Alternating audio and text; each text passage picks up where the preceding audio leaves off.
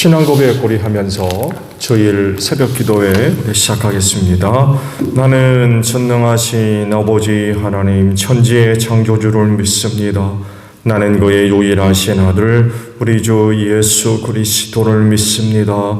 그는 성령으로 잉태되어 동정녀 마리아에게서 나시고 본디오 빌라도에게 고난을 받아 십자가에 못 박혀 죽으시고 장사된 지 사흘 만에 죽은 자 가운데서 다시 살아나셨으며 하늘에 오르시어 전능하신 아버지 하나님 우편에 앉아 계시다가 거기로부터 살아있는 자와 죽은 자를 심판하러 오십니다.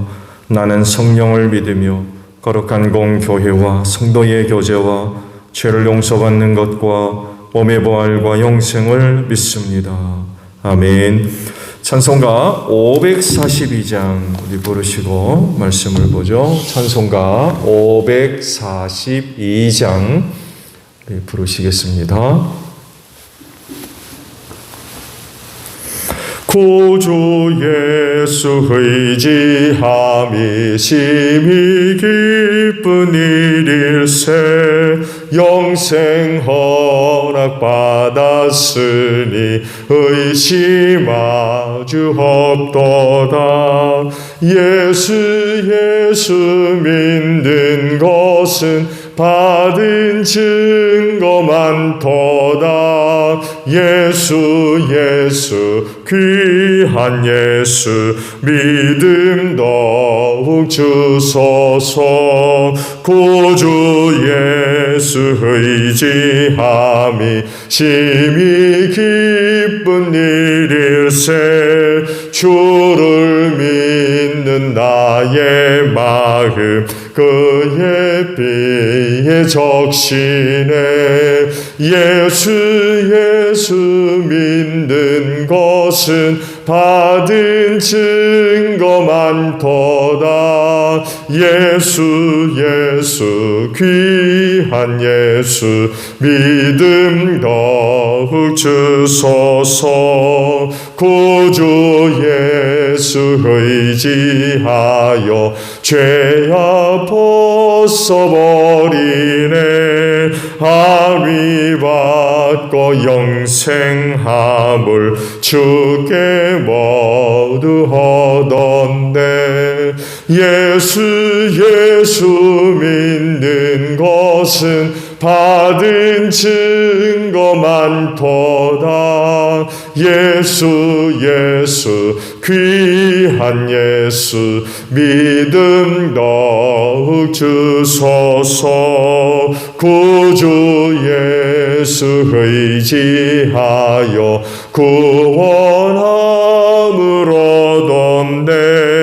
영원 무궁지나도록 주여 함께 하소서. 예수 믿는 것은 받은 증거 많도다.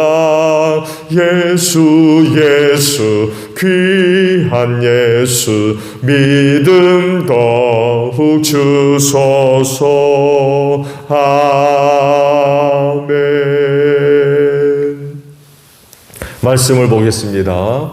주일 아침 보실 말씀은 요한 1서 2장에 있는 말씀을 봅니다. 12절에서 27절까지 있는 말씀을 보겠습니다. 요한 1서 2장 12절에서 27절에요. 자녀되니 여러분, 내가 여러분에게 이거를 쓰는 까닭은 그의 이름으로 여러분의 죄가 용서함을 받았기 때문입니다.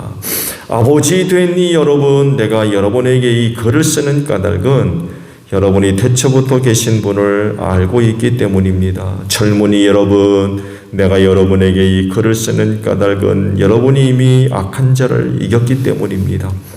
어린이 여러분, 내가 여러분에게 이 글을 쓰는 까닭은 여러분이 이미 하늘 아버지를 알고 있기 때문입니다. 아버지 되니 여러분, 내가 여러분에게 이 글을 쓰는 까닭은 여러분이 태초부터 계신 분을 알고 있기 때문입니다. 젊은이 여러분, 내가 여러분에게 이 글을 쓰는 까닭은 여러분이 강하고 하나님의 말씀이 여러분 속에 있어서 여러분이 그 악한 자를 이겼기 때문입니다. 여러분은 세상이나 세상에 있는 것들을 사랑하지 마십시오. 누가 세상을 사랑하면 그 사람 속에는 하늘 아버지에 대한 사랑이 없습니다. 세상에 있는 모든 것, 곧 육체의 욕망과 눈의 욕망과 세상 살림에 대한 자랑은 모두 하늘 아버지에게서 온 것이 아니라 세상에서 온 것이기 때문입니다. 이 세상도 사라지고 이 세상의 욕망도 사라지지만 하나님의 뜻을 행하는 사람은 영원히 남습니다. 어린이 여러분, 지금은 마지막 때입니다. 여러분이 그리스도의 적대자가 올 것이라는 말을 들은 것과 같이 지금 그리스도의 적대자가 많이 생겼습니다. 그래서 우리는 지금이 마지막 때임을 압니다. 그들이 우리에게서 갔지만 그들은 우리에게 속한 자들이 아니었습니다. 그들이 우리에게 속한 자들이었더라면 그들은 우리와 함께 그대로 남아 있었을 것입니다. 그러나 결국에는 그들은 우리 모두에게 속한 자들이 아니라는 사실이 드러나게 되었습니다. 여러분은 거룩하신 분에게서 기름 부으심을 받아 모든 것을 알고 있습니다. 여러분이 진리를 알지 못한다고 해서 여러분에게 내가 이렇게 써보내는 것이 아닙니다. 오히려 여러분이 진리를 알고 있기 때문에, 그리고 또한 여러분이 거짓은 모두 진리에서 나오지 않는 것을 알고 있기 때문에 이렇게 써보내는 것입니다. 누가 거짓말쟁이입니까? 예수가 그리스도이심을 부인하는 사람이 아니고 누구겠습니까? 아버지와 아들을 부인하는 사람이 곧 그리스도의 적대자입니다. 누구든지 아들을 부인하는 사람은 아버지를 모시고 있지 않는 사람이요, 아들을 시인하는 사람은 아버지를 또한 모시고 있는 사람입니다. 여러분이 처음부터 들은 것을 여러분 속에 간직하십시오. 여러분이 처음부터 들은 그것이 여러분 속에 있으면 여러분도 아들과 아버지 안에 있게 될 것입니다. 이것은 그가 친히 우리에게 주신 약속인데 곧 영원한 생명입니다. 나는 여러분을 미혹하는 자들에 관하여 이렇게 썼습니다.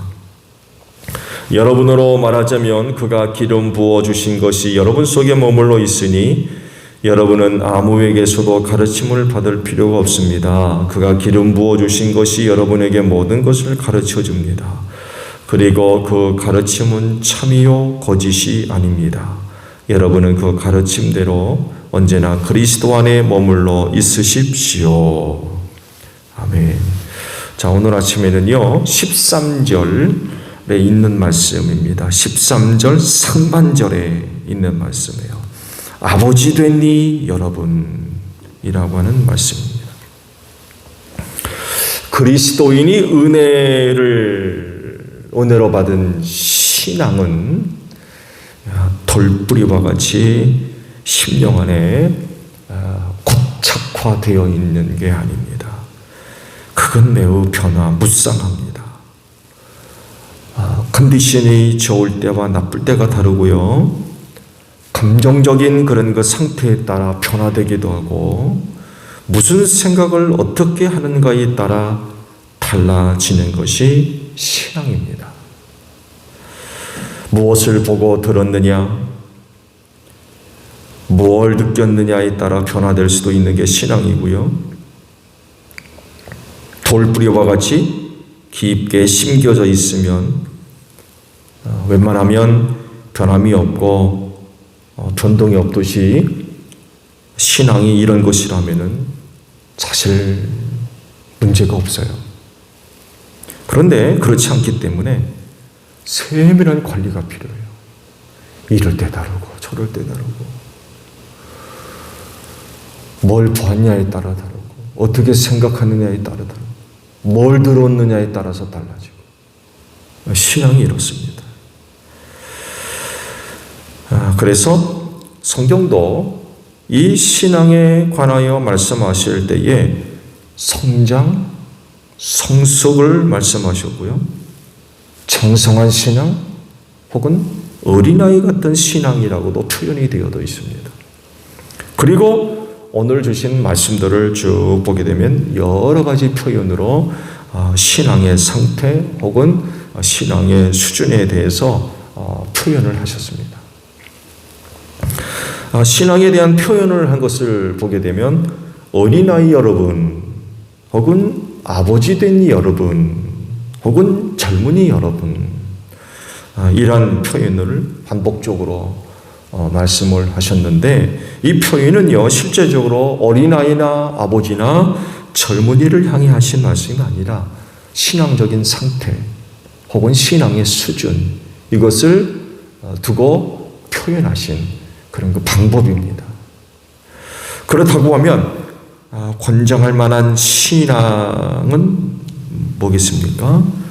당연하게 오늘 주신 말씀대로 아버지 되니 여러분이라고 하는 표현입니다. 아버지와 같이 신앙이 장성된 든든한 이런 그 신앙이 되어야 되겠다는 거죠. 그럴진데 모든 그리스도인 여러분의 신앙이 아버지와 같은 신앙이 되기를 바랍니다. 그러면 아버지 수준의 신앙은 어떤 것일까요? 오늘 주신 말씀 속에서 아버지 신앙의 수준에 해당되는 그런 그 내용들을 우리가 찾아볼 수가 있습니다. 오늘 주신 말씀에서 아버지 같은 수준의 신앙을 언급할 때에 같은 내용을 반복적으로 말씀을 하셨어요. 말씀을 보면 13절에 언급이 되어 있고 다시금 14절에 또 언급이 되어져 있죠. 아버지 수준의 신앙은 이런 겁니다. 즉 태초부터 계신 분을 알고 있다 라고 표현을 반복적으로 하고 있습니다. 그러니까 태초부터 계신 하나님을 아는 것 이것이 바로 아버지 수준의 신앙이라는 거죠. 하나님을 아는 것이 아버지 수준의 신앙이라고 하면 그만큼 신앙의 수준이 높다는 거죠. 하나님을 아는 것은 신앙의 수준이 높은 거예요. 그 수준에 이르지 못하면 아버지를 아는 일이 어려워요. 하나님을 아는 일이 어려워요. 어린아이나 젊은이 신앙으로서는 하나님 알기가 쉽지 않은 거죠. 아버지 수준은 돼야 하나님을 아는 것이 가능하기 때문에 이런 그 표현을 반복적으로 기록을 하셨던 겁니다. 신앙에도 연륜이 있어요. 오랜 신앙 생활을 통해서 하나님을 경험해 가면서 하나님이 누구이며 또 어떤 분인가를 깊이 알아가는 거죠. 신앙의 조상이라고 불리었던 아브라함도 마찬가지입니다. 하나님께서 아브라함에게 나타나셔서 귀한 약속의 말씀을 하시기 전부터 혹은 그 즉시 아브라함의 신앙이 아버지와 같은 신앙이 됐느냐? 절대로 그렇지 않습니다. 시간이 필요했어요. 자기를 불러주신 하나님, 자기에게 나타나신 하나님이 누구며 어떤 분인가를 알아가는데 많은 시간이 필요했어요. 많은 시간을 보내면서 여러 가지 많은 사건들을 경험하면서 나에게 나타나셨던 하나님, 나를 불러주신 하나님이 이런 분이었구나 라는 것을 그가 알아갈 수 있었다는 거죠. 연륜이 쌓이면서 이제 하나님을 알아가기 시작했던 것이고 그러면서 아버지 수준에 이르는 신앙을 그가 가질 수가 있었어요. 그런 아버지와 같은 수준의 신앙에 이르렀던 사건이 바로 모리아 땅 산에서 아들 이삭을 바치려 했던 그것이 바로 아버지 수준에 이른 신앙의 증거라고 우리가 이야기할 수 있었죠. 아버지와 같은 신앙의 수준에 이르지 못했다고 하면 어린아이나 혹은 젊은이 수준의 신앙이었다고 하면 아들 이삭을 그렇게까지 못했다는 거죠. 그렇지만 신앙의 연륜을 통하여서 하나님이 누구이며 어떤 분인가를 깊이 알아가고 또 확신하게 되었을 때에 감히 그렇게까지 할 수 있었다는 거죠. 곧 아버지와 같은 수준의 그가 신앙에 이를 수가 있었다는 거죠. 그 신앙으로 인하여서 그렇게까지 순종할 수 있었다는 것입니다. 하나님을 정말 잘 아는 그런 그 사람이 되었을 때에 그런 그 순종이 가능할 수 있었다는 것입니다. 하나님을 아는 일은 신앙생활에 혹은 그 신앙 성장에 정말 중요한 부분입니다. 하나님이 누구며 어떤 분인가를 알고 믿는 것과 모르고 믿는 것과는 비교 자체가 되지를 않아요. 하나님을 아는 이들의 신앙생활은 아버지와 같습니다. 즉 장성한 그리고 성숙된 그런 그 신앙의 수준에 이르렀기 때문에 웬만해서는 그 신앙이 쉽게 흔들리지 않습니다. 그 신앙이 또한 변질되는 법이 없고요. 언제나 그 신앙의 변함이 없고 일정하고 또 동일한 무슨 일을 보고 듣고 경험해도 웬만해서는 그 신앙이 쉽게 흔들리지 않는다는 거죠. 정말 그리스도인의 신앙 수준이 아버지 수준에 이른다고 하면 정말 하나님을 알아야만 합니다. 하나님을 알지 못하면 아버지 수준의 신앙에 이르기가 거의 어렵다는 거죠. 아는 것만큼 신앙의 수준도 높아지게 되어 있어요. 그러면 여러분은 하나님을 알고 계십니까? 어떤 분으로 알고 계세요? 그분이 누구인지 아십니까?